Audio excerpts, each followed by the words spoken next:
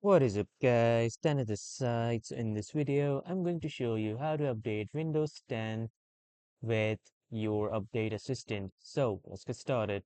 So first, you need to head over to the update assistant's website by just typing update assistant.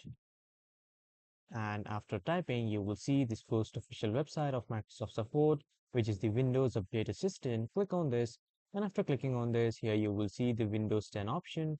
Click on this Windows 10 option, and after that, scroll down a bit, and then you will see the Update Windows 10 yourself, or go to Windows 10 servicing options. So you just need to click on Update Windows 10 yourself, and after that, you just need to click on Check for Windows Update. So if any of the updates are pending, you can just simply install it. It will show you whatever updates are pending. You can simply install those updates and then you can update your Windows 10 via your Windows Assistant or with your Windows Assistant. So that was all for this video, everyone. Thank you for watching.